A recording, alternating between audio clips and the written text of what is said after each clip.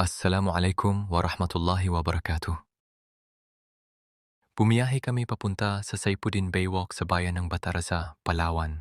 Isa ito sa mga paborito kong puntahan kapag gusto kong magpahinga sandali mula sa mga gawain at pagmasdan ang kagandahan ng kalikasan na nilikha ni Allah.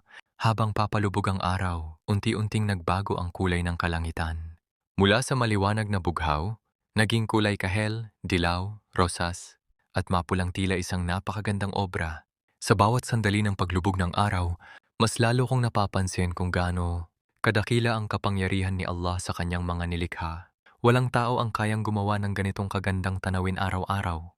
Habang hinihintay namin ang sunset, isa rin sa mga inaabangan ko ay ang pagsikat ng buwan.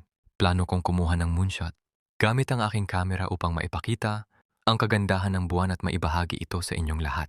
Ang moon photography ay nangangailangan ng tamang tiyempo, malinaw na kalangitan at maraming pasensya. Minsan kailangan mong maghintay ng matagal, ngunit sulit ang bawat minuto kapag nakuha mo ang larawang matagal mong pinapangarap. Ang dagat ay mahalaga rin sa kalikasan. Nakakatulong ito sa pag-regulate ng klima, nagbibigay ng sariwang hangin, at tahanan ng napakaraming uri ng lamang dagat. Kapag inaalagaan natin ang ating karagatan at iniiwasan ang pagtatapon ng basura, hindi lamang natin pinoprotektahan ang kalikasan kundi pati na rin ang kinabukasan ng susunod na henerasyon. Ang panonood ng sunset ay hindi lamang tungkol sa pagkuha ng magagandang litrato o video. Isa rin itong pagkakataon upang huminto sandali, magpasalamat kay Allah at alalahanin na ang bawat araw ay may simula at may katapusan. Tulad ng paglubog ng araw, lumilipas din ang ating oras sa mundong ito. Kaya mahalagang gamitin natin ang bawat araw sa paggawa ng mabuti, pagsamba kay Allah at pagtulong sa ating kapwa.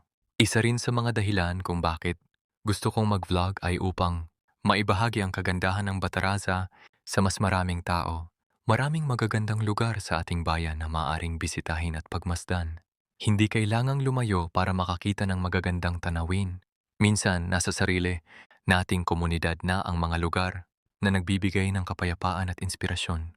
Sa Mohaiman Vlog, nais kong ibahagi hindi lamang ang mga magagandang lugar kundi pati na rin ang mga simpleng karanasan na nagpapaalala sa atin sa mga biyayang ipinagkaloob ni Allah. Ang bawat biyahe, bawat sunset, bawat pagsikat ng buwan, at bawat tanawin ay paalala ng kanyang dakilang kapangyarihan at awa.